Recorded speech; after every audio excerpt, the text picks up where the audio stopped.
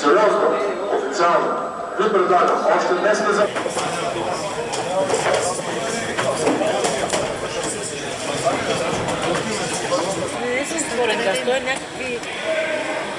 Първия момент в нашето обращение, че е свързан с това, че предупредихме хората, че след 10 часа срещу тях има готовност да се приложи сила.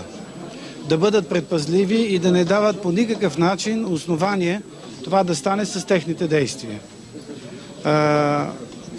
Казахме, че опозицията напуска парламента след такъв сблъсък, след такова пълно неразбиране и невъзможност да се постигне каквото и да било. След такъв конфликт ние не можем да останем в този парламент.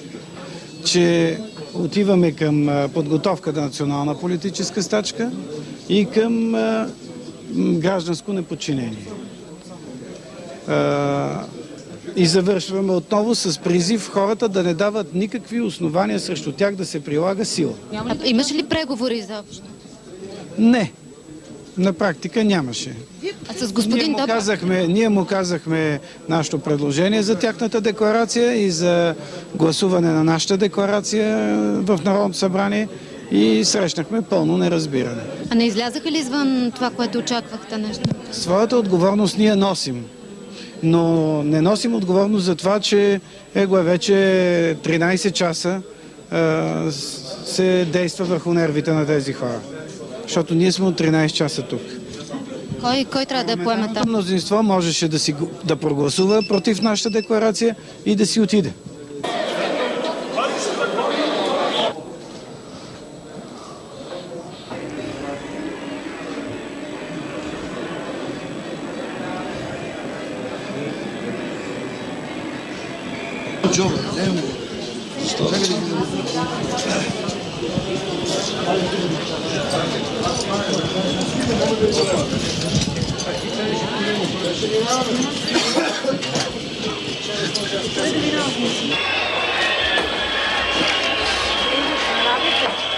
Ние настояхме те да гласуват нашата декларация изцяло.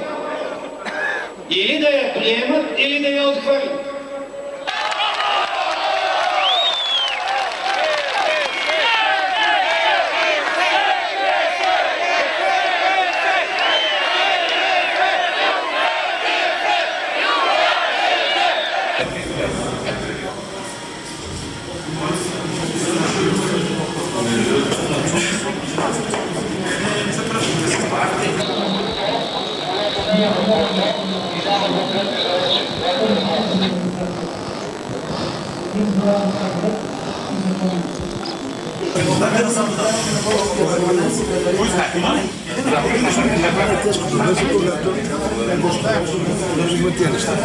Критика момчетата тук.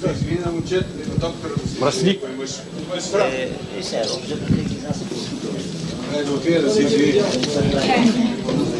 Господин Костов, за какво говорихте с левицата сега? Слушам обвиненията тук, че съм мръсник и така нататък. А някакви Това е разговори? терминологията. Добре е да ги запишете какво говорят. Добре,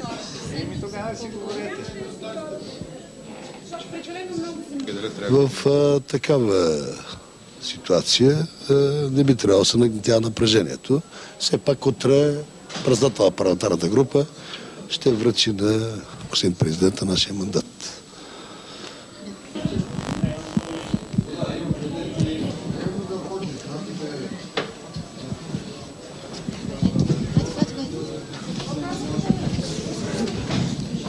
Господин Стоянов, за какво говорите? Нали сте сигурни, че сме обсъждали ситуацията, която е днес? За нищо друго не бихме могли да си говорим. Да, нещо конкретно. Говорихме си, че интересите на България наистина са над всичко. Говорихме си, че утре трябва да започнат незабавни преговори между двете политически сили. И двамата сме на мнение, че компромис може да се постигне, че отстъпки трябва да бъдат направени. Аз заявих отново съвсем категорично своята теза. Единственият отдушник на народното недоволство сега може да бъде обявяване дата на предсрочни парламентарни избори. Де факто вие в момента сте под обсада. Носите ли вие някаква отговорност за това, че не беше предотвратено това положение? Имаше ли някакъв момент, в който можете да овладеете нещата или да правите гъвкавост? Вижте, ние сме управляващи, можехме да предложим сила, но мисля, че ще бъдем разбрани, че силата е крайно средство, защото това са хора, които са наши съграждани. Другото, което